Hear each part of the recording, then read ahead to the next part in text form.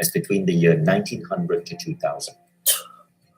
In 4 years, starting next month, we're going to see as much change as between the years 1900 to 2000. New technologies, new opportunities, new things are going to emerge. The whole field of Web3 is emerging right now. And this means there's going to be so much opportunity for disruption. If you are a traditional company and you're not nimble and you're not on your toes, this is bad news for you. It's literally bad news. There's going to be massive disruption across companies all around the world.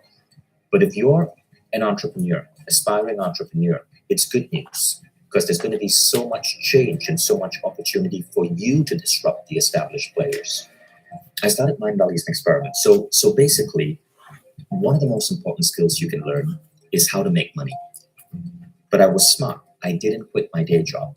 So here's something really interesting. There's a study that shows that if you quit your day job to start a company or business, you are 30% less likely to be successful. So this whole idea that you need to quit your day job and jump in and go all in, absolute rubbish. Do not do that. The reason is because if you quit your day job, it's going to take you a while to get your side hustle to take off, right? And that could be a year, that could be 5 years. It took me 5 years. I was one of the slowest starters. But if you quit your day job, what could likely happen is that you may not have the income, and that puts you under stress, and that's going to reduce your performance, your cognition, your thinking, your ability to grow your business. Why transformation is so important? Well, because our university system teaches us stuff that is so useless and not correlated with our future success. I do not believe people need a college degree. I do not believe a college degree is going to have any bearing on your success as an entrepreneur, as a career person, on your happiness levels of life. Yet we go through 4 years of intense study. Americans especially go into so much debt to get a college degree. You must put your personal growth first, okay? So you must take your meditation practice, your personal growth, your reading, your gym. That must come number one.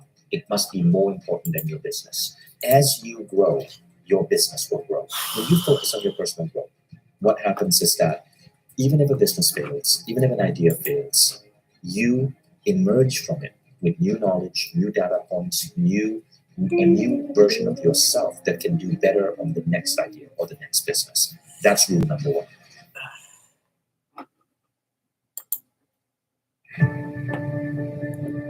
If you want your life to be successful, you will not let yourself do certain things because you're just so good at them. Once you get that picture down, then you can find the paths wherever the paths are. You're open-minded. The Holy Grail of investing. It's 3 pages long, and it explains basically this important thing, because when that epiphany happened to me and how I would do it, it changed everything. And it's so important for the average person who's listening. And let me explain why that is. Because the average person who's listening, too many people, think that they can go into this very difficult zero-sum game of betting against the consensus and be right. You know what I mean? In other words, an investor says, I'm going to go in the markets, I'm going to make money. Betting against the consensus and be right. Right. Because the consensus is built into the price. Okay? That's what's the... So think of it as like going to a horse race, and there's handicaps. Okay? You're not going to pick the best horse, and you're not going to pick the best company. A terrible company can be a better investment than a terrific company. A terrible company can be a better investment, just like the terrible horse can be a better investment, because the odds that are changing, like you go into that becomes the long shot. But because the long shot is going to pay off 25 to 1, right?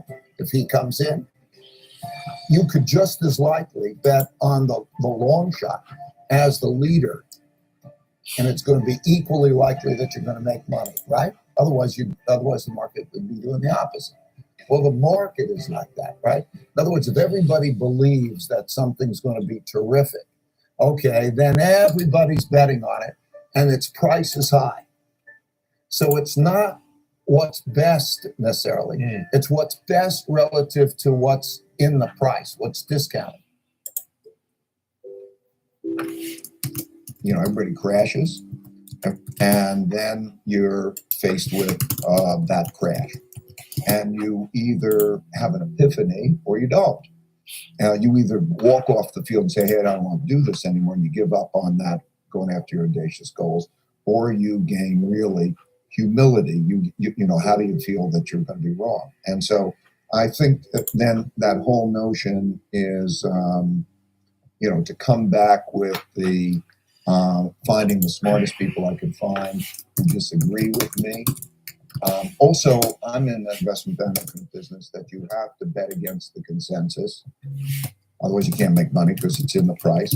And you have to bet against the consensus and be right. Or as an entrepreneur, I'm an entrepreneur. I had to bet against the consensus and be right. And so to gain that humility was the thing. So you either get off the field or you learn, right? The greatest tragedy of mankind, or the greatest tragedy of individuals who together make up mankind in their dealing with each other, is they have bottled up in their heads wrong opinions that they don't know how to stress test, because they think if it's in their heads, it's right, if they have an opinion. And it's so easy to get around that if you can think about, how do I go beyond that? So the reason I'm saying that is I love partnerships in which there's a back and forth and you knock things around, yep, and you get to the right answer, where there's open-mindedness and learning at the same time as there's the assertiveness as you're trying to figure things out together. In all relationships, in one way or another, you have to find out how you're going to make decisions. There are going to be agreements and disagreements, and you have to have the art of thoughtful disagreement. Now, people find their domains differently. Maybe somebody says, oh, okay, I'll take care of these things and you take care of that. I don't know. Some people, you know, the traditional household might say, okay, I'll take care of making the money out, and the man goes out and he makes money in the world. And then one woman says, I'll take care of the kids. We're not there anymore.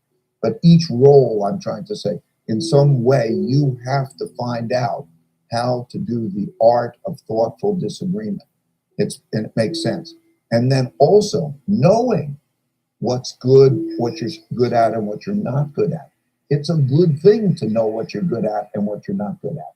We teach things that are generally not taught in school, as I already have said, but I want to talk about another little factor. 90% of the visits to medical doctors are directly or indirectly related to stress. 90%.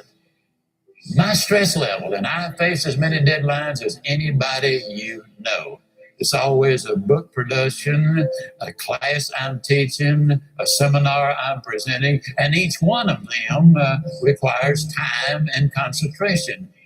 Example, how many of you feel like I've made this talk before? Can I see your hand, please? Several hundred times. I made it yesterday. You know what I did between yesterday and today? I spent over 6 hours getting ready for today. You see, I think it would be arrogant if I thought I could stand up and spit it out just because I did it yesterday or hundreds of times. That's arrogance.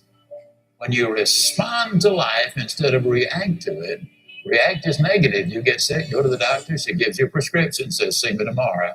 You walk in the next day, she said, uh-oh, it's not working. We have to change the prescription. You get a little nervous. But as she smiled and said, hey, it's working. And so she's just responded, and you feel better because now you see some real hope in order to get ahead in life. I don't know how many of you remember or recognize the name Howard Hill. Now, Howard Hill was a good Alabama boy. He was an archer. They say he was the best in the whole world. He entered 287 archery tournaments. He placed first 287 times. He was so good, he retired early because the other archers started getting unwilling to compete for second place. I've seen newsreels of Howard Hill where from 50 feet away, he had split an arrow dead center in the bullseye. Then he would take the next arrow and split the first one. He killed a Cape buffalo with a bow and arrow, the most difficult game animal alive to bring down. He killed a Bengal tiger. He killed a 15-foot shark in under 18 feet of water. Or was it an 18-foot shark under 15 feet of water. Well, he was a great big one in his way down there. I do know that. He was a good one, there's no question. So now let me emphasize a point. I've never shot the bow and arrow professionally, but I'm an instructor extraordinaire. I'm not certain, but I think that's French, which means I'm really good at it. As a matter of fact, let me tell you just how good I am as a teacher. If I could spend 30 minutes with any man or woman who will ever view this, providing your eyesight is good and your health is normal, and then in 30 minutes, I would have you hitting the bullseye more consistently than Howard Hill could hit it on the best day he ever had. Sound like I'm bragging, but I'm not. I could do it. Provided, of course, you had first blindfolded Howard Hill and turn him around a couple of times so he wouldn't have a clue as, which way am I headed? And you might say, well, now, Ziegler, my goodness alive, fella, of course you could. That's ridiculous. How on earth can a person possibly hit a target he couldn't even see? It's a good question, but here's a better one. How can you hit a target you don't have? From Dan Carlin. But copywriting your faults. Dan was a radio guy before he was a podcast guy, and he was constantly getting criticized because he would go into the red. He would shout, and he was really loud, and he'd go up and he'd peak and drive all the audio people crazy. And then he'd get really low and whispering, and they're just like, dude, come on, you're killing me here, making my job really hard. And his supervisors at the time, they're like, look, kid, what people want is this like deep, dignified baritone voice for the radio. I don't have a voice for radio, so I can't do it.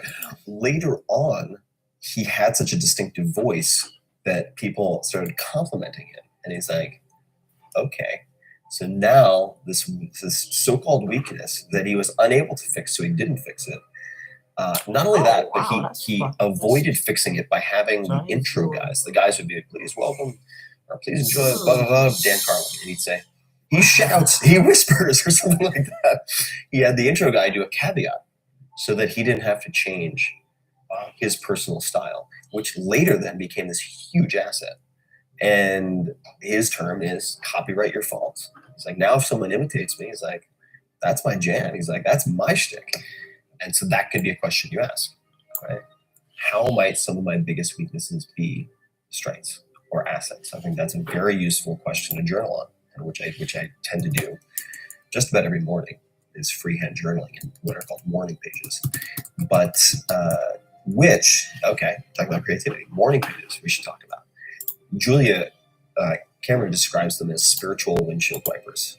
And the way I would translate that is, when you do morning pages, and you might just be complaining, like your lesser self, your worst self coming out on pages, just bitching and moaning, is you get that out of your system for the day. So you don't have it ricocheting around your head like a stray bullet for the rest of your waking hours, interrupting everything else. You just trap it, you freeze it on paper. And that practice has been tremendously liberating, not only from a well-being standpoint, but from just freeing up my CPU so that I can focus on things that are important. Because if I have all that, like, God, that guy and the dad and the dad, like, I should have said, bah, like all that bouncing around all day, it's like you have antivirus software just slowing down your phone. Why is it so slow? It's like, yeah, because you're thinking about these stupid grudges that you're holding against people for trivial bullshit. Like, who cares if the guy at Starbucks bought the last thing of cashews, you idiot? Like, Ferris. Deeply troubled. Yeah, like Ferris pulled together. So if I get it on paper, though, I'm like, okay, I've dealt with that. You know, in the book, you encourage people to bounce around. What's one thing that you hope nobody skips? So the book's broken into 3 sections. You have healthy, wealthy, and light. Yeah.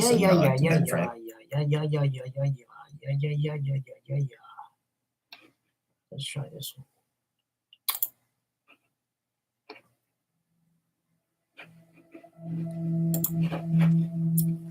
You only have so much energy in your life. You only have so much focus in your life.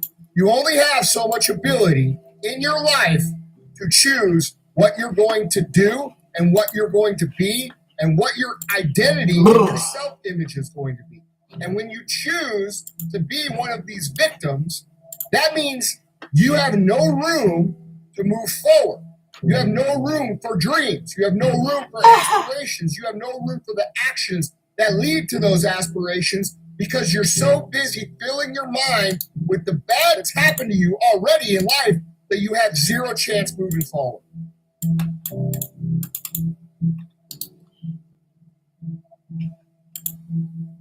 Sometimes the greatest moments in your life happens after pain. Happens after hurt. It happens after those failures. Just think about it. You can be at the worst point of your life. And you think you've done everything wrong. But that was all a part of the plan. Yeah, you may have messed up. Yeah, you may have put yourself in a bad predicament. So what are you waiting for? This might be the push you need to get the first step going towards your greatness, to going forward towards your purpose. Now is the moment. Now is the time.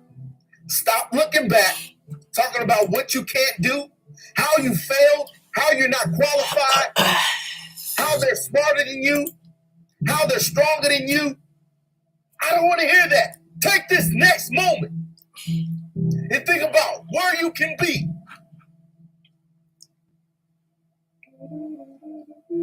Everybody wants to prize, but nobody loves the process. Everybody wants to be a champion, but nobody's willing to put in the work that it takes to be a champion. Everybody wants to hold up the trophy and say, man, I did it, but nobody's willing to put in the work that it takes to do it. I love the process. I love the thought of working for what I want. And I firmly believe you're never supposed to wish for it more than you're willing to work for it. Your expectations never supposed to exceed your efforts. But a lot of people, they wish, and they're not willing to work. And the great thing about life has a funny way of testing all of us and seeing how bad we really want what it is that we say we want. Because the thing I know about people can talk the talk. How? And people do it very well.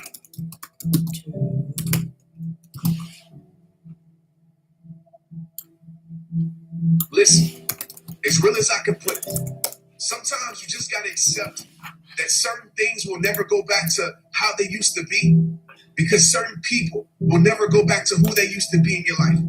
Sometimes you just gotta wake up and realize that what you're holding on to just doesn't exist anymore.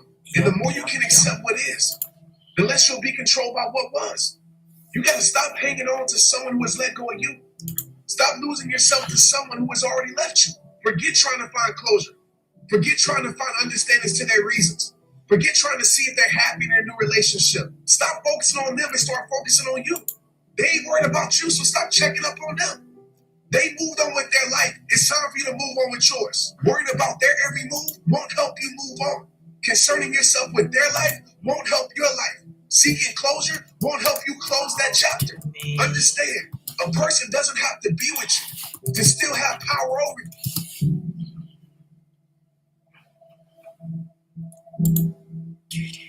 You can look forward or you can look backwards, but you can't look both ways at the same time. They want you fat. They want you stupid. They want you lazy. They want you absorbed in your own hardships so that you can never realize what you could potentially become. So what's it going to be, man? How does that serve you? How does that help you? What does that do for your future? What does it do for your future family? We have been conditioned to tell ourselves that our story is debilitating, that our hardships are the reason that we can't be what we want to be, when in reality, the hardships that we've had are actually the things that teach us to have the skills and the thoughts and the perspective we need to actually become what we want to be.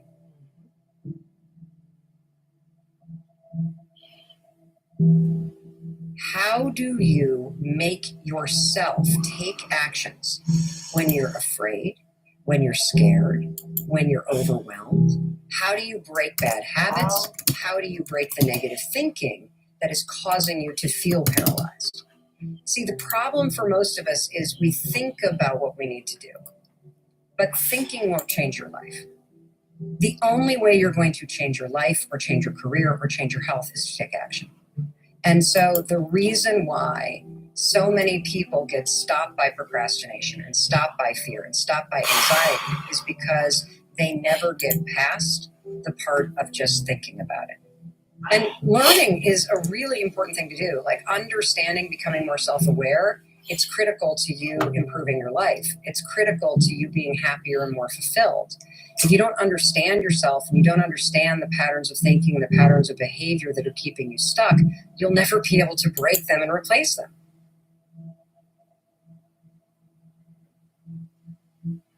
There's a greater you inside of you. And you don't even know it right now. You may be hurt. You may not have a positive thought in your mind. But I'm telling you, after you cut this video off and you go back your life, you will be better. You will do better. You will take that first step to your purpose. And if you have fallen off or you feel you've failed at your purpose, that's just a part of your makeup. So once you reach your greatness, you can tell people that you have to go through in order to get to your greatness. You have to go through. You got to fall down. You got to get back up and go at it again. There's not an easy road to being great.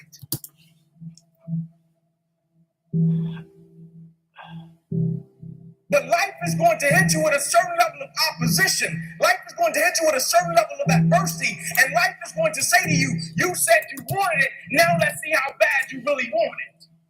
But the great thing about it, if you love the process, when opposition and adversity hits, you will have a way of embracing it and using it, not only for yourself, but you will use it to make everybody that's connected to you stronger, because your vision has to be larger than yourself. If everything that you do is just about you and for your personal gain, something's going to come up against you that's going to be a lot tougher than you. And if it's just about you, the moment you hit it, you're going to quit and give up every time.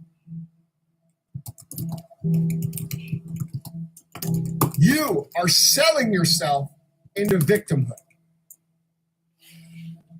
You are costing yourself your entire potential. So you have a choice to make. And the choice is either continue to be like everybody else and justify every hardship that you've ever had as the reason to why you're never going to become what it is that you become. You can live your whole life telling the same sad story over and over and over again, or you can learn where the real bosses live, where they take the hardships that have happened to them and they develop skill sets that move them forward. They don't dwell on just the negative. They're thankful for the experience because of what it taught them. That's the perspective difference. And that is literally the difference between people who win and live an amazing, fulfilling, successful life and people who die wishing that they had done all kinds of other shit. And you get to choose which group you're going to belong to.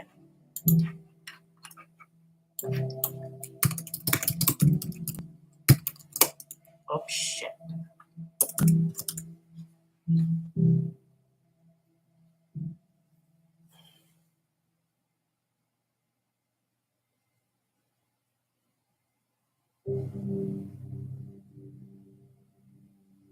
There's a saying that what you water is ultimately what grows. That where you place your attention ends up guiding your feelings, your perception, your actions, and your life. Right? Focus becomes identity. And change comes from bringing awareness to what we're focusing on. I remember when this light bulb went off for me. Like so many epiphanies that would happen during a difficult, kind of a trying time. It wasn't where I wanted to be. And I remember, sitting down and asking myself, dude, are you on your own team here? Are you helping yourself? Using the metaphor, the question was, am I watering the weeds in my life or the flowers? And by the weeds, I mean, am I allocating energy to thoughts that are detrimental to what I want? Am I keeping myself in places I don't want to be and in relationships that are counterproductive? Am I thinking about what can go wrong instead of all that can go right? Or am I watering the flowers, the positive, highlighting the possibility, the things I'm appreciative for, the seeds, the potential that can grow a mile high? See, I've always known the value in choosing to see the possibility. But the $1 million question is, how do you remain aware? Because that's the thing about weeds, they're sneaky. They'll take control of your life without letting you know they're doing it. So I'm thinking this through, and it dawns on me, this is not complex. This is simple. It's one, identifying where you want to be, and two, analyzing your actions based on those priorities, right? That's it. And so for every pillar of my life, health, relationships, career, finances, I made 2 dots. One for where I am and one for where I want to be. Everything in the middle is life. The ups, the downs, the joys, the sorrow. Everything in between is the path, the line. And it's simple. You start on point A, knowing that you can always get to point B. That what you want exists. It's there. It's available. And your attention, all of your energy should be allocated to the thoughts that reinforce that truth. That's your path. That's what you believe. That's what's important. And it's going to happen. Anything beyond or outside that line, anything that tells you you're not good enough, anything that accepts not achieving that priority, suggests it won't work out, that is where the weeds live. That is wasted space. Why exhaust that energy? Right? To think, I'm not good enough to get this promotion. How does that help you get to your point B? It doesn't. Eliminate that thought, right? Point B always exists. Just that notion pushes a lot of things to the side. You have to be good enough. You just need improvement. Maybe it's enhanced skills. Maybe it's more effort. Maybe it's changed approach. But tackling these things will water the flowers. It moves you along the path, and progress is happiness. Right? For me, health is a big thing. I run all the time, but I'd like to be more fit. I'd like to eat healthier. There's room for improvement, and I know it's possible. Always room. Because that is my point B. I know that saying I don't have time, or I don't have the right body type, or genes, or trying to convince myself that fast food just this once will be okay. No, all of that stuff is watering weeds. It exists outside my path. My time should be spent realizing how incredible the human body is, taking care of it, pushing it, being proud of it, taking accountability for it. That's me. I only get one of these things, even if it's just a little at a time. That's the beauty. Simply existing on a path and revolving around your ideals, your vision, your priorities brings about joy. Negativity, it truly is a learned thing. It's manufactured.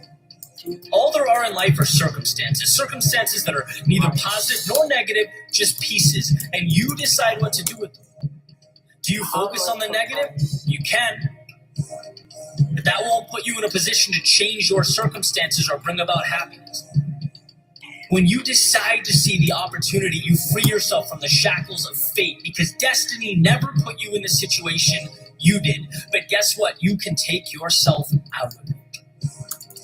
A field of sunflowers grew one root, one stem, one petal at a time. The same field that was at one point nothing more than dirt and weeds. It was always possible, and so is your ideal life. You just need to water the things that matter.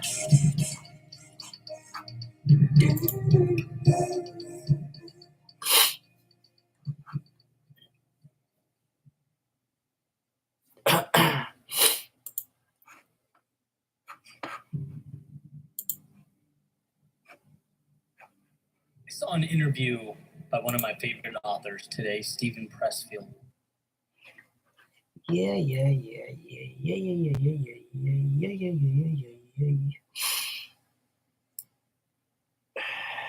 Let's check what this one does. Hi there.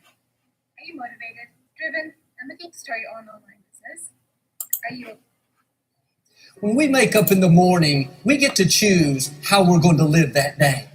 We can choose to live in faith, happy, expecting favor, or we can choose to live discouraged, defeated, focused on our problems.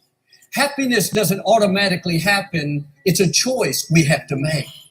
You can't wait to see what kind of day it's going to be. You have to decide what kind of day it's going to be. First thing in the morning, you need to make up your mind, I'm going to live this day happy. I'm going to see the good. I'm going to be grateful. I'm going to love my family. I'm going to enjoy this day. If you don't decide how you're going to live, circumstances will decide for you. You'll see every problem, how it's not going to work out. You'll think, I don't feel like going to work. This traffic's so bad. I never get any good breaks. When you dwell on those thoughts, you may not realize it, but you're choosing to live discouraged. You're choosing to have a lousy day. The scripture says joy comes in the morning. Every morning, God sends you a fresh supply of joy. You can dismiss it. That's not for me. I have too much coming against me. Or you can receive it and say things may not be perfect in my life, but I know God's on the throne. He's ordering my steps. His plans for me are for good. So I'm going to enjoy this day. Decide to be happy. That's number one.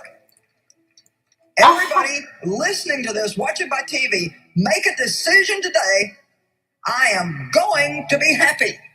And I'm not going to wait to have some great thing happening to me. I am deciding that I am not going to waste one more day of my life being sad and sour.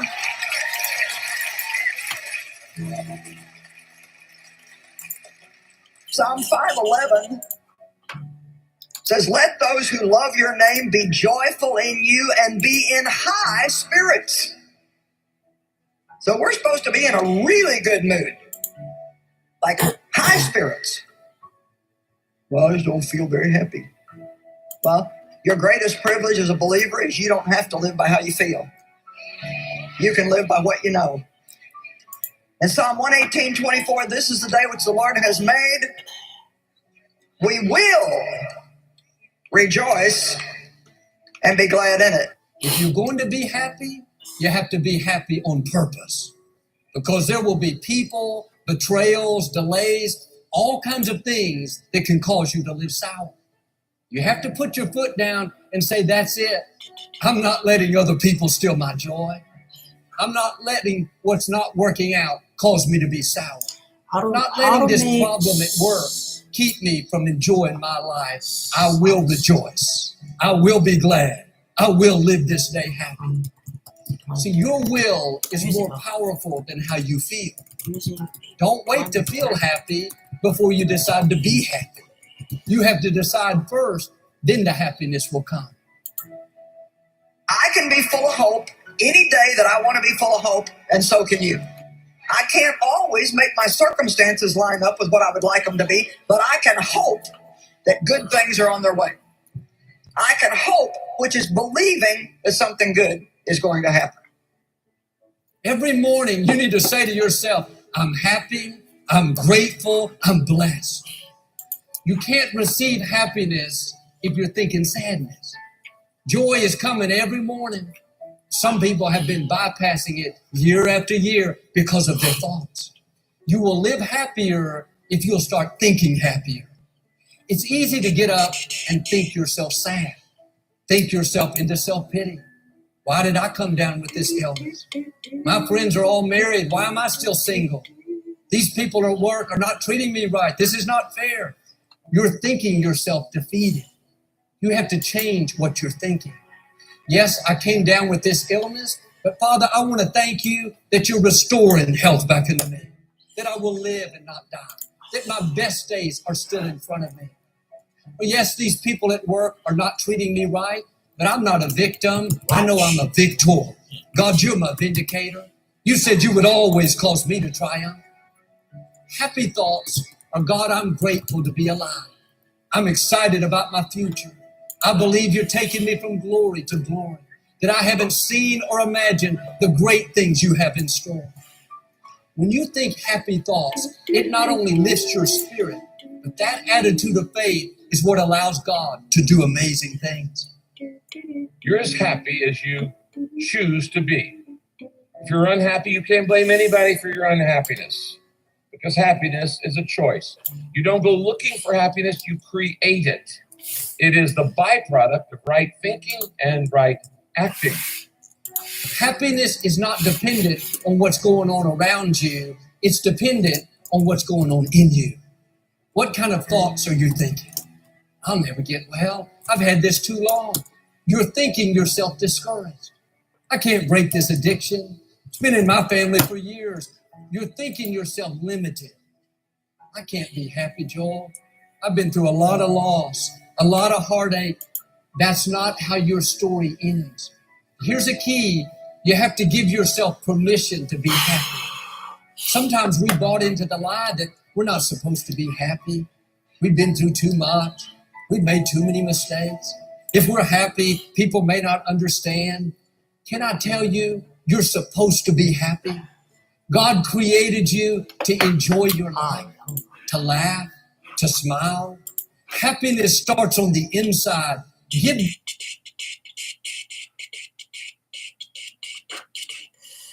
Let's try this one. A very strange day is coming to America. In short, a massive and surprising new transition could soon determine the next. Doing better isn't always easy. While it is impossible to do better if you don't know better, often we still know better than we do. But the problem is you just can't bring yourself to change course because of all the people that it would hurt for you to change. And how long will you make those people more important than your destiny? The most important thing is self-esteem. The people that we read about, the people that we admire, Elon Musk, Steve Jobs, the Warren Buffetts, etc., all have one thing in common. They have extremely high self-esteem. The truth is, you will never win in life by being someone you are not. You cannot ever live the life of your dreams by settling for someone else's idea of what you should be doing with your life. You will never, ever be happy if you change who you are to fit in with others. Until you accept and embrace who you are destined to live a life at only a mere fraction of your potential. It is simply impossible to be genuinely happy when you are not genuinely yourself. You must be yourself if you want to experience your true purpose in life. Do you understand yourself and what you're trying to achieve? Are you in a place where you actually started the process of not worrying about what your parents or your friends or your spouse thinks about you? 87% of everybody that walks the face of the earth, 7.65 billion people, are unhappy. Don't you understand? Don't you get it? You think Elon Musk wants to fit in? We know the answer is no, right? You want to fit in because you had poor role models at home. Most everybody in this room is a pleaser. You've been trained, keep your head down, don't embarrass yourself, don't embarrass the family, don't say things that may not happen. And I do just the opposite. I tell you to set goals beyond your lifetime. I tell you to set goals as soon as humanly possible. If you want to change, don't expect your life to stay the same. Expect it to get harder. Expect it to actually get really, really tough. Tougher than you can even imagine. And this is where you can move past the boundaries that used to hold you back. Used to hold you by the neck. Now you can move towards the fulfillment that's your future. And this, you see, this is where you can finally feel the satisfaction of your work. This is when you finally get to feel that success. Now is the time for you to step up, stand out, and become the person you need to become. Your future is in your hands, and this is what sets your life up to be worth the potential that you deserve. Your power is and always has been the thing that's going to take you towards the life that you have earned.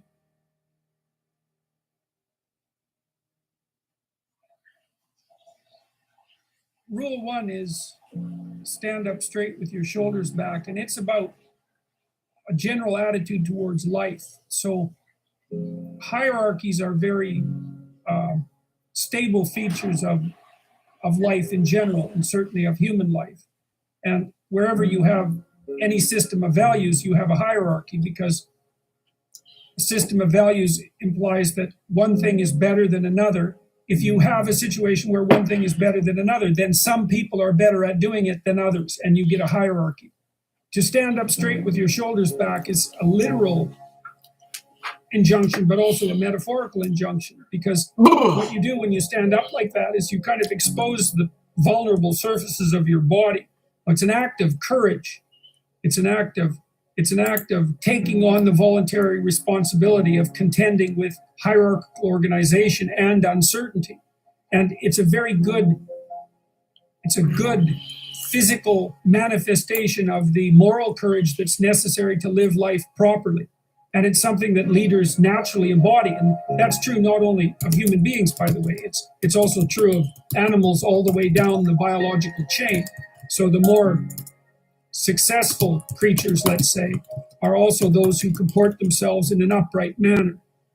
And, even in our common language, to be upright is not only something that we think about physically, but also morally, right? To be an upright person is to tell the truth and to act forthrightly and to do what you say you're going to do and all of those things. So that's all of a piece.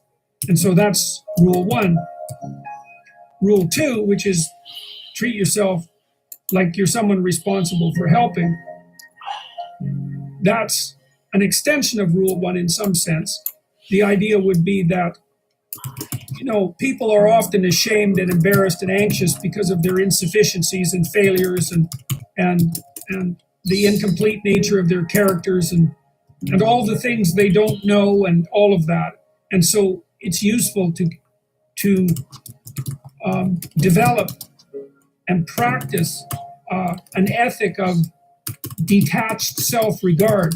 Like, it's not narcissism, it's not self-esteem, it's not grandiosity, it's none of that. It's just the clear realization that as other people have value and as it's necessary to treat them that way, if you want anything in your relationships whatsoever to go right, so it's also necessary to develop that attitude towards yourself, despite the knowledge you have of all your inadequacies. And that's a really good thing to practice, because it requires practice, both the detachment and then that ethic of care.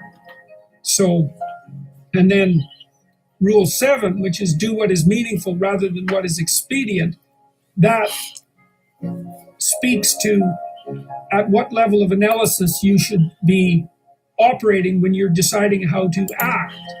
You want to act in accordance with your highest values. Now that means you have to figure out what those values are. If you act in accordance with your highest values, sometimes that makes your day-to-day operations difficult, because you have to confront unpleasant truths. You have to discuss things that you'd rather avoid.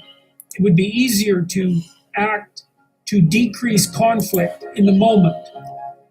But it's a very bad medium to long-term strategy. You have to engage in a certain amount of conflict, moment to moment, if you're going to say and do the things that are necessary in order to set things right in the medium to long term and for an increasingly large number of people. And that's also another guide to leadership, I would say.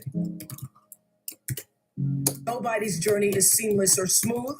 We all stumble. We all have setbacks. If things go wrong, you hit a dead end, as you will. It's just life's way of saying, time to change course. So ask every failure. This is what I do. Every failure, every crisis, every difficult time, I say, what is this here to teach me? And as soon as you get the lesson, You get to move on. If you really get the lesson, you pass and you don't have to repeat the class. If you don't get the lesson, it shows up wearing another pair of pants or skirt to give you some remedial work. And what I found is that difficulties come when you don't pay attention to life's whisper, because life always whispers to you first. And if you ignore the whisper, sooner or later, you'll get a scream. Whatever you resist persists, but if you ask the right question, not why is this happening, but what is this here to teach me? What is this here to teach me? It puts you in the place and space to get the lesson you need. My friend Eckhart Tolle, who's written this wonderful book called A New Earth, it's all about letting the awareness of who you are stimulate everything that you do. He puts it like this. He says, don't react against a bad situation, merge with that situation instead, and the solution will arise from the challenge. Because surrendering yourself doesn't mean giving up, it means acting with responsibility. Okay, many of you know that, as President Hennessy said, I started this school in Africa. And I founded the school where I'm trying to give South African girls a shot at a future like yours, Stanford. And I spent 5 years making sure that school would be as beautiful as the students. I wanted every girl to feel her worth reflected in her surroundings. So I checked every blueprint, I picked every pillow, I was looking at the grout in between the bricks, I knew every thread count of the sheets, I chose every girl from the villages, from 9 provinces, and yet last fall I was faced with a crisis I'd never anticipated. I was told that one of the dorm matrons was suspected of sexual abuse. Well, that was, as you can imagine, devastating news. First I cried, actually I sobbed for about a half an hour, and then I said, let's get to it. That's all you get, is a half an hour. You need to focus on the now, what you need to do now. So I contacted a child trauma specialist. I put together a team of investigators. I made sure the girls had counseling and support. And Gail and I got on a plane and flew to South Africa. And the whole time I kept asking that question, what is this here to teach me? And as difficult as that experience has been, I got a lot of lessons. I understand now the mistakes I made because I had been paying attention to all of the wrong things. I built that school from the outside in, when what really mattered was the inside out. So it's a lesson that applies to all of our lives as a whole. What matters most is what's inside. What matters most is the sense of integrity, of quality, and beauty. I got that lesson. And what I know is that the girls came away with something too. They've emerged from this more resilient and knowing that their voices have power.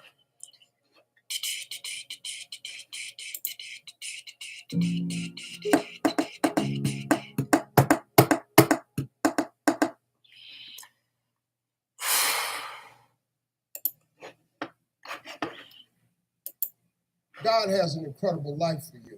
He really does. But you ain't gonna get there if you give.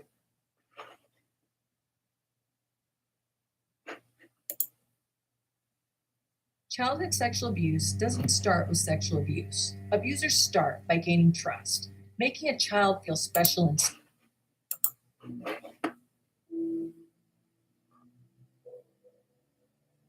In a way, our eyes are liars. Not in what they portray, but in the implication of their portrayal. Our eyes highlight to us one thing: what surrounds us now. We receive a snapshot of the current moment. And what took me years to understand is that possibility and hope live far beyond what surrounds us right now. And it's that pursuit of possibility that saved my life. Immersing myself in the unseen.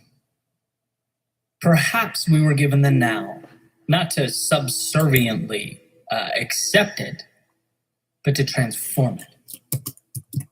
I believe in our own way, We're all architects. Here's what I've found to be tricky, though, as I've spent time thinking about this. What I believe and I've come to recognize is that two things can be true at once. First, all we'll technically ever have is the present. As Eckhart Tolle explains, depression is essentially being lost in the past. Anxiety is being fixated on the future, and that a healthy life is learning to cherish the now. But second is the power and control of being able to point the now at something far beyond what our eyes convey. It's the magic of knowing that we spend our days navigating a world of limitation and restraint. And it's not that we wake up and think, I'm going to restrict myself today. I'm going to not live up to my full potential. No, it's that we go on autopilot.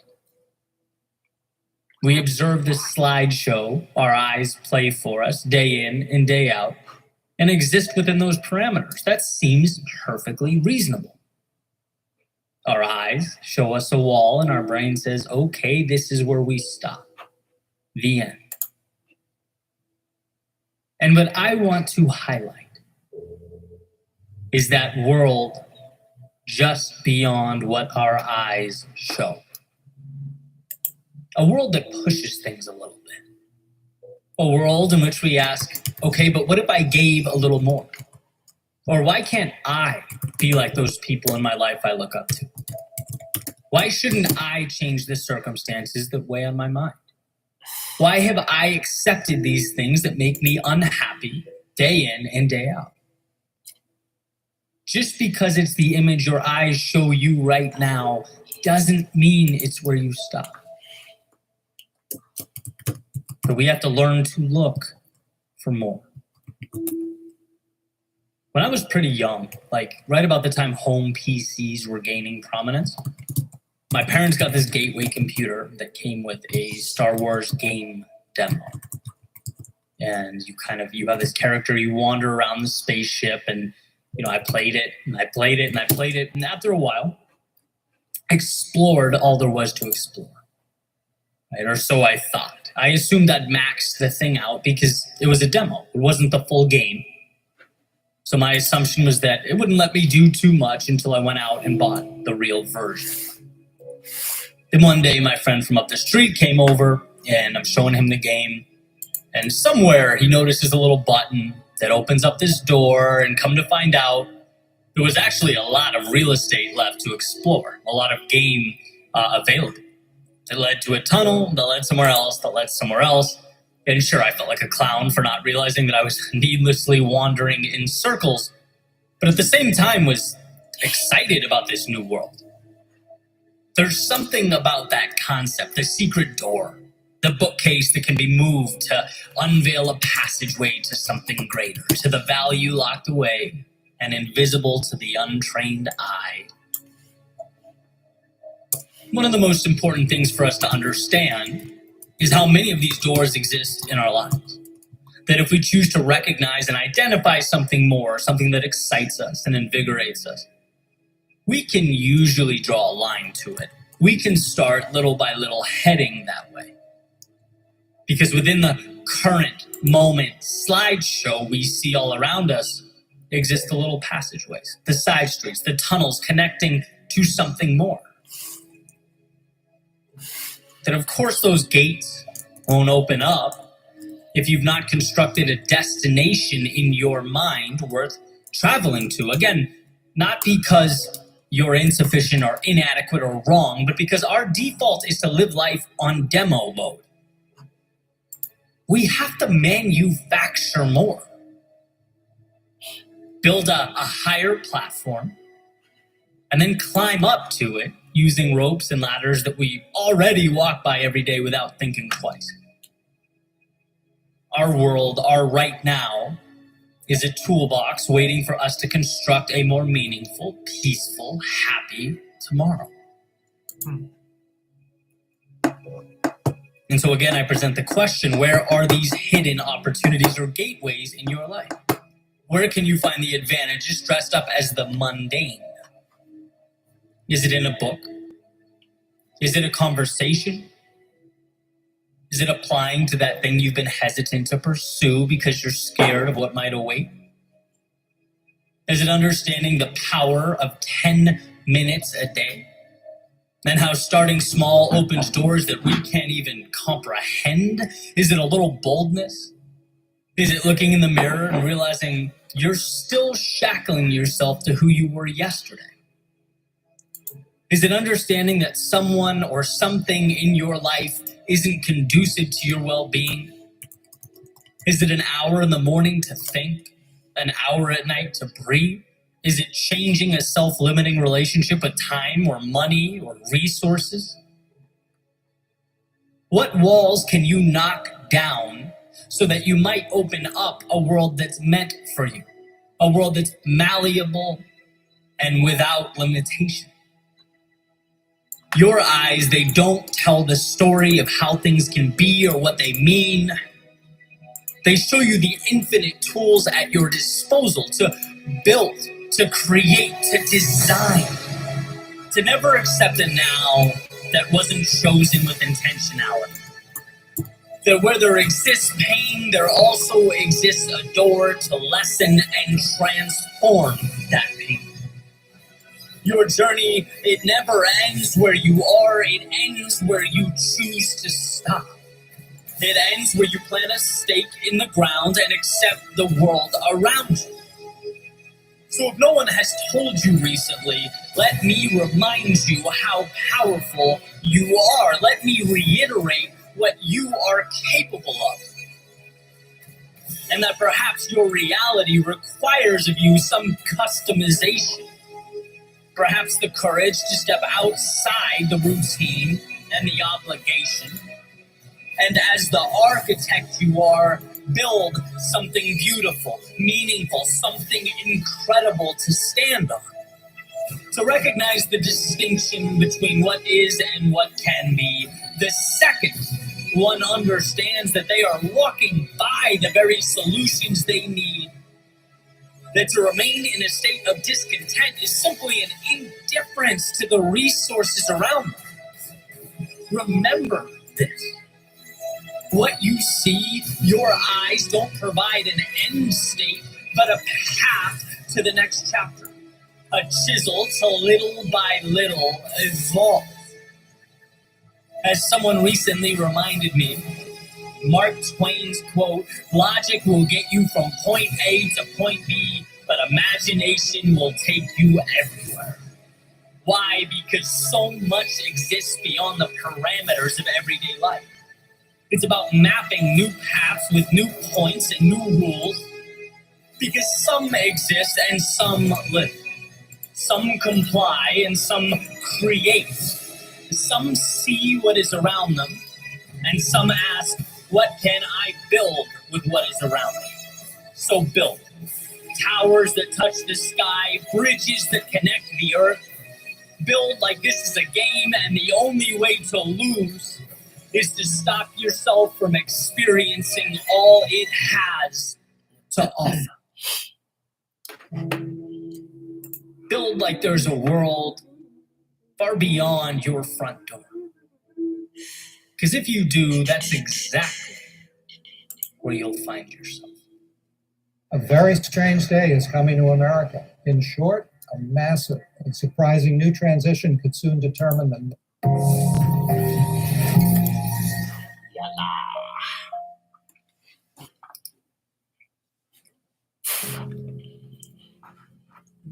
Now, I want to get busy on the first couple of subjects for today.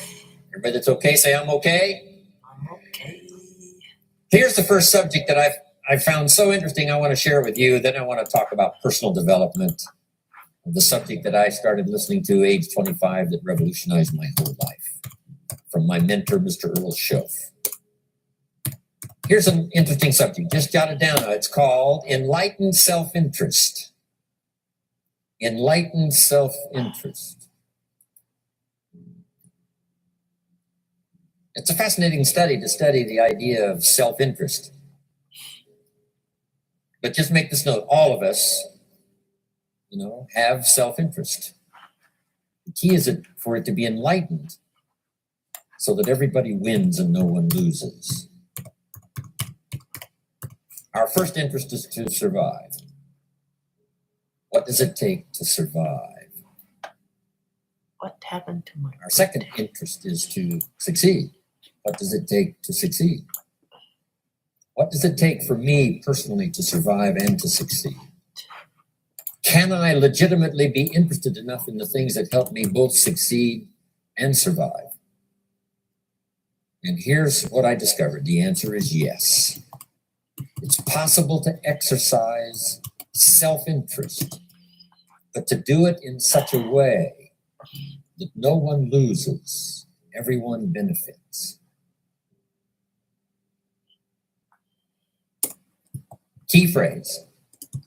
Life was not designed to give us what we need. Life was designed to give us what we deserve.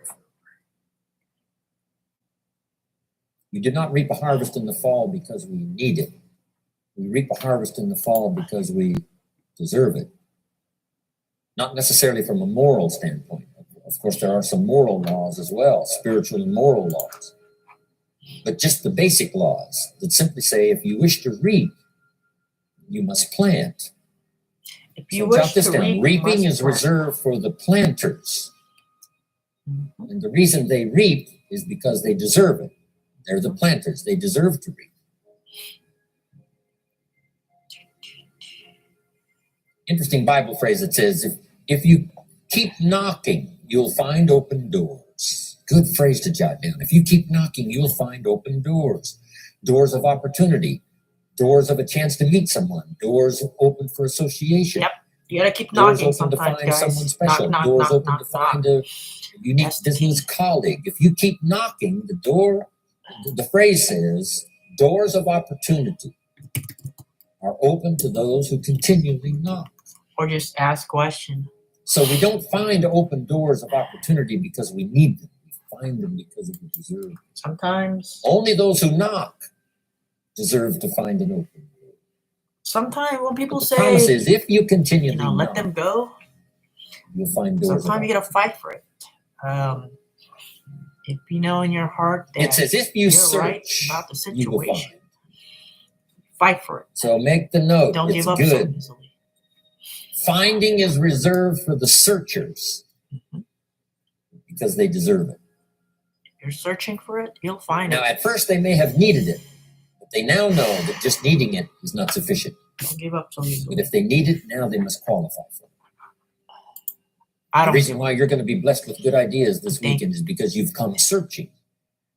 You've gotten on an airplane to come searching. Got in your automobile to come searching. You got here You gotta searching. adjust Now for you're it. ready to receive. What's the word? And for those who search, they will find answers. They will find plans, imagination to stir yourself into action for future benefit. Jerome.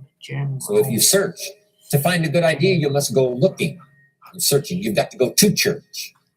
You've got to go to class. You've got to go to the seminar. You've got to go to the library. You've got to go to the books if you wish to find. Rarely does a good idea interrupt you. Rarely. But if you will search, you will find. So we get not what we need, but we get search. You will find. It says if you ask, someone has an answer. If you keep asking, the answers belong to you. Because by virtue of asking, you have qualified. So we don't get what we need, we get what we deserve. The mother on welfare should be taught in some small manner that hopefully she can begin deserving the welfare check. Not getting it because she needs it, but now starting to get it because she deserves it. If the welfare worker says to Mary, I brought a bucket of paint and a paintbrush, and the next time I come, if the door is painted and the fence here in front is painted, I give you the check for $450. Not that painting the door and painting the fence is worth $450. It's not worth that much, but it is the beginning of the process. So make that note. I want to begin the process of deserving. Why? What would that be? What process should I begin engaging in to deserve good health? to deserve a good relationship, to deserve policy, prosperity, to deserve an enterprise, not sure to what deserve the opportunity to build a city? What must I do to begin the process of deserving? So now the welfare worker comes back and the door is painted and the fence is painted. And now Mary gets the $450 to help take care of her children, not because she needs it, but because she's beginning to deserve it. Then the welfare worker thinks of some other project. She said, Mary, if these weeds are gone and this little garden is cultivated, when I come back, now that the door is painted and the fence is painted, if the weeds are gone and this little garden is cultivated, you get the $450. And step by step, a new life is emerging, learning the process of deserving it, not just needing. We teach our children at home, right? Child says, I need $10. So that language doesn't work here. There's plenty of money here, and the vaults are full. But to say I need $10 is not how you open the Why vault. is it? So the child says what? Wow, how can I get that $10 that I need? So here's what they learn to say. How could I earn $10? Now the vault opens up. Now the money starts to flow. How could I earn $10? What could I do to earn the money? Not to get the money because you need it. Maybe you need the money. That's, all of us have needs. Here, the key is to figure out how to open the vault, how to open the bank, how to open this unbelievable flow of resources to come our way. And here's the key: to deserve it, not to need it. You can't walk out to the field and say to the field, I need a crop. Here's what the field says. Here's what the ground says. Who is this clown that brings me his need but brings me no seed? So jot that down. Take your seed to the marketplace, not your need. Don't disclose your need to the marketplace, only your willingness.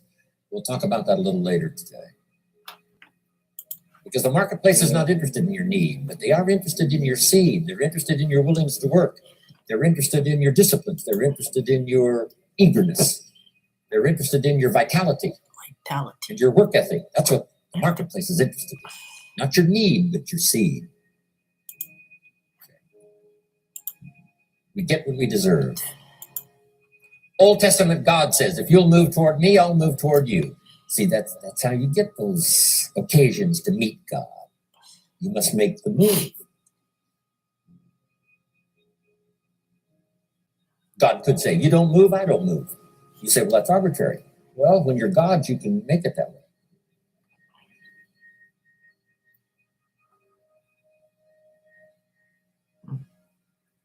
So, the law says if you wish to receive, now let's talk about enlightened self-interest. If you wish to receive, and we would call the wish to receive self-interest. Right. But if it's enlightened self-interest, here's what it says. I understand that in order to receive, I must give. 17th. Receiving 17th. is reserved for those who give. Receiving is not reserved for those who need it. It's reserved for those who deserve it. We deserve the receiving by giving. In fact, there's an extraordinary phrase in this little context, and here's what it says. It's better to give than it is to receive. Now, the uneducated person would find that difficult to ponder. Why would it be better to give than it is to receive? So let me give you one of the better phrases for the day. Here it is. Giving starts the receiving process. So, of course, it's better to give than it is to receive. How much receiving do you wish? You must start the giving process. For me to receive my additional fortunes for the future, not necessarily for the money, because I don't need the money. I take the money. I don't need the money. But here's what I do need. For someone to say a year from now, 5 years from now, Mr. Rohn, that seminar helped to change my life. And for whatever reason, I was brought here to this place for this time. And later someone says that. See, to receive that kind of thanks, it's unbelievable. Here's what you cannot buy. That kind of thanks. You can't buy it with money. You have to earn it.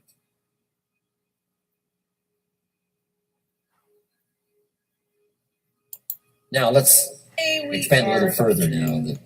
It's called the law of riches and wealth.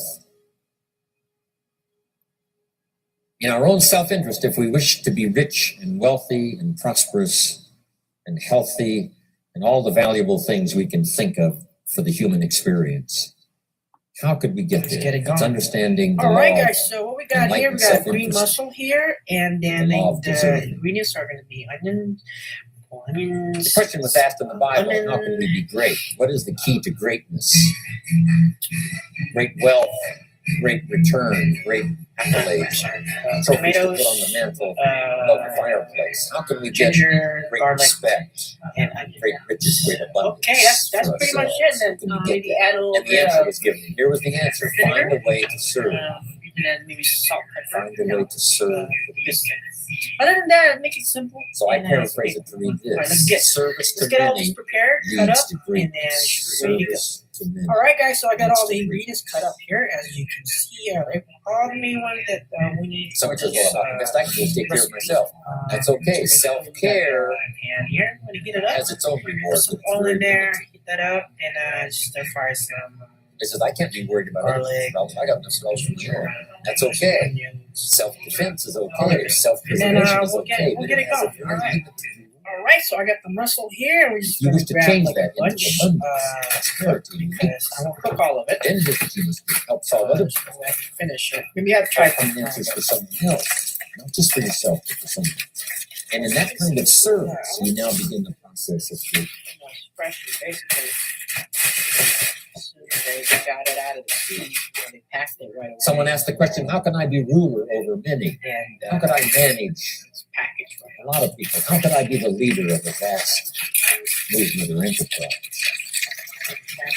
Here was the answer. Nothing wrong with that wish. We call that self-interest of the highest kind. As you can see, Wishing to be the manager, the ruler, wishing to be presiding over many people. Here was the answer. Be faithful in the amount. So I gotta turn this Faithful when there's just a few. Be disciplined. But this is how much we're gonna cook. This is only gonna be for one person because I'm watching one of my videos. So let's get it going. August. All right, first thing we're gonna do. As you can see, we got the mussel here, and we got all the rest of the ingredients here, and we got the pan right here. We got the some reason it got like somebody started to get views. I figured out why. We are using canola. Why it didn't like that title. Okay. Because I changed the title. I mean, the video kind of sucks. I mean, it's okay. You can see we got the pan heated up, right? It's like a one-take video I've done. Yep. Me cooking mussels. First thing we're gonna do, we are gonna put garlic. Don't even have to like cut them up, get the cover out, just like that. It's like out of some parts are like out of focus. We got the Actually, most of the parts are onions. We got the purple onions, regular onions, and what's the other onions that I put?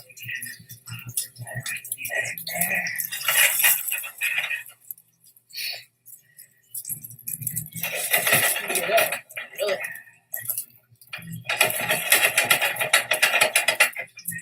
As you can see,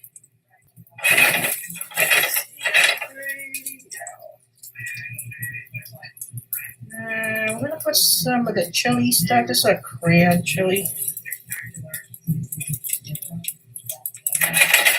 It's like a. It seems like a pretty interesting video. Look at it. And we put.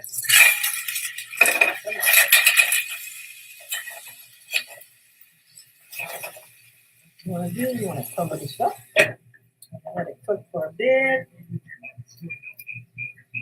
All right, so it's been cooking for a bit now. What we're gonna do now is we're gonna put the rest of the ingredients. Onions and ginger. Good. Got the purple onions. And of course, we got the tomatoes, which makes it Well, since it's going to be a little salty, tomatoes kind of mix it evenly. Wow, this makes perfect sense. I think I should do more of this time. Squeeze the lemon. Squeeze the lemon. We're squeezing the lemon. So good.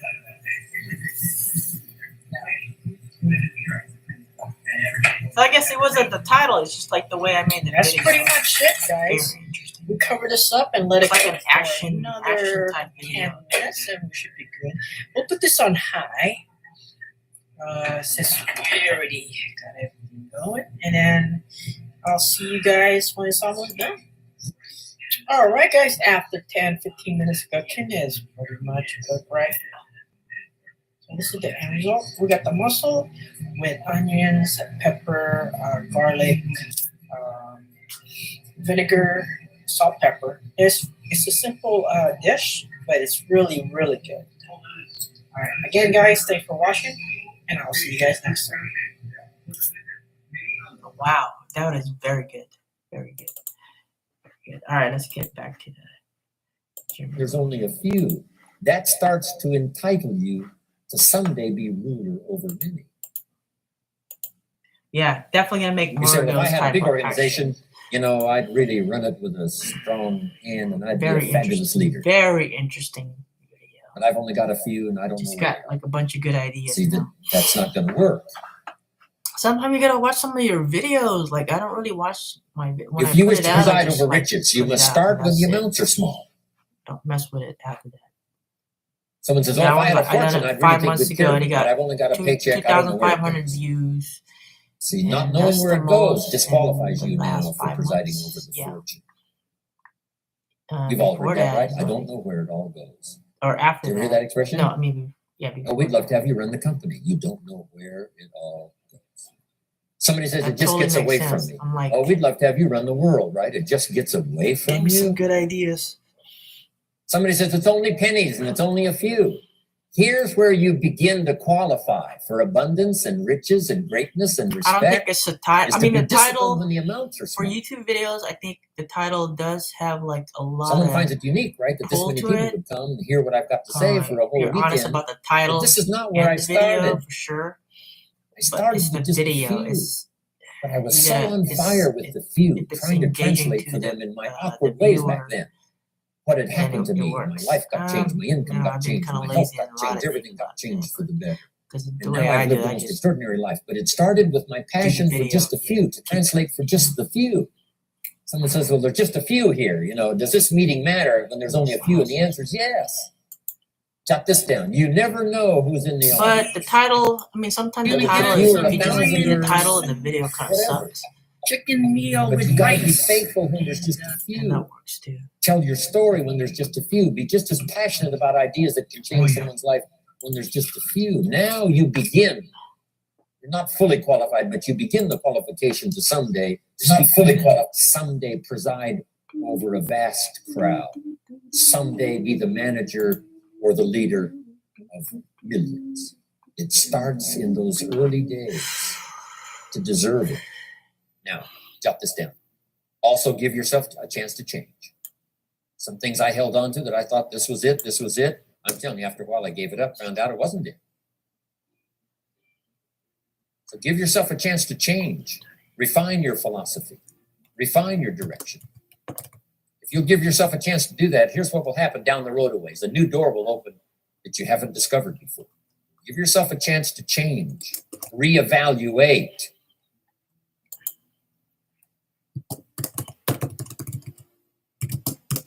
Okay. So let your library be a testimonial of your dedicated interest in accelerated personal development. That you will read whatever you have to read. You will hear whatever you must hear. And you will watch and see whatever you must see in order to make your life refined and worthwhile and achieve all of your purposes.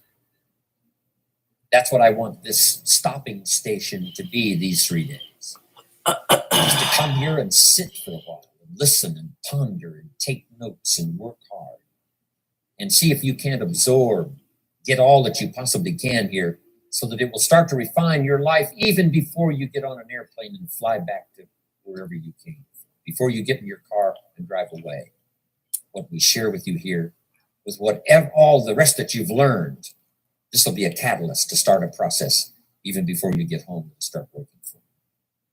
Some of you are going to set some goals. We're going to do the workshop tomorrow, designing the next 10 years. Hopefully you'll come up with some new promises, some new objectives, some new ideas. And by the time we're finished here, these 2-3 days, I'm telling you, you'll see yourself able to accomplish 2 times, 3 times, 5 times more than you ever thought was possible. It will make this cost of this seminar a small price to pay. And hopefully it'll make the time you spent here small price to pay, compared to making this an investment in your future, in what will flow in terms of money and income and return and reward and respect and dignity and accolades, trophies, all the stuff that can be yours. A marriage that lasts forever, a friendship that nourishes you forever, things that you'll find that you'll keep and treasure for a lifetime. Hopefully this is one of those weekends. Wow, 15 years. It takes a lot of effort to learn. It takes a lot of effort to grow. It takes a lot of effort to decide and debate. But jot this down. It's all worth the price. Mm-hmm. Whatever stimulates you to think, whatever stimulates you to wonder, whatever stimulates you to react or even to debate, even if you hear something you say, well, that's not right. See, that's still valuable. It means you're awake. It means you're alert. It means you're alive. It means your mind is ready to take on something, whether it's agreeable or not agreeable. Something right, something wrong. Who cares what it is? We've got to listen to a variety of voices. And some are going to come from the left and some are going to come from the right. And some are going to come from mysterious sources. And some will try to entice you with all kinds of stuff. But that's okay, just so you're alive and alert and awake, ready to process anything that comes your way. Take the best of it and make it beneficial. Next month, you see a clearer vision. In a month from now, the purpose for your life is multiplied by 2, 3, 4. All right. That's what I want to create. So, now, hurry and get through. We have so many subjects to cover. Let's cover now some other things under personal development. Here's one that's important as you read and as you listen and as you study and as you grow and as you take notes and as you fill in. And try to work on the ideas to make yourself valuable. Here's something to remember with your personal development. Some things I have. First, steps to success. First of all, you need good ideas. Just decide right now you're going to accelerate your plan for collecting good ideas. Ideas for your life, ideas for your health, ideas for your marriage, relationships. Ideas that stimulate. One idea sometimes leads to the next, to the next. And the 4 or 5 ideas in the future that really thrust acceleration into your life, you couldn't have gotten unless you went through the first one and the second. Next, you need good plans. We're going to talk about time management, game plans tomorrow. You need a good health plan. Traveling around the world, you can imagine the kind of health plan. If I didn't have a superb, extreme, if I didn't have a superb, extreme health plan, do you think I could travel all over? People look at my calendar and say, impossible.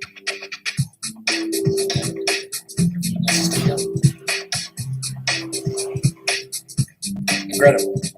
I've got to be extremely healthy. I can't let up at all in terms of diet, nutrition, exercise, all that stuff in order to stay healthy. So, good health plan, good family plan. Here's a good marriage plan. Some people just go along married with their fingers crossed. You got to have that. Some are whistling in the dark. Need a good plan for how to use the day. We'll talk about that. Best kept secret of the rich.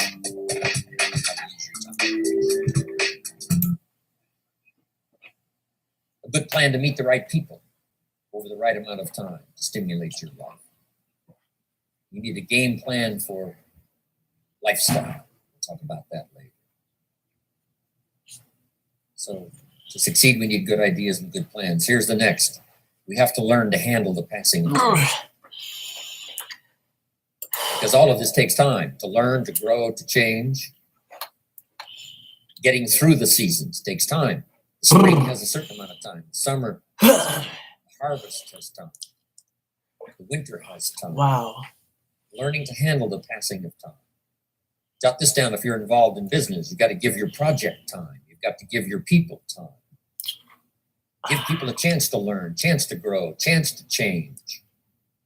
One of the great requirements, especially in such an industrialized, busy, mad, dashing society, and that is to have people. All right, guys, I think that's it for work tonight. First, we exercise it with our children, and our family. Early morning. Getting people And I will see you guys next time. Even with Thanks your for family. watching.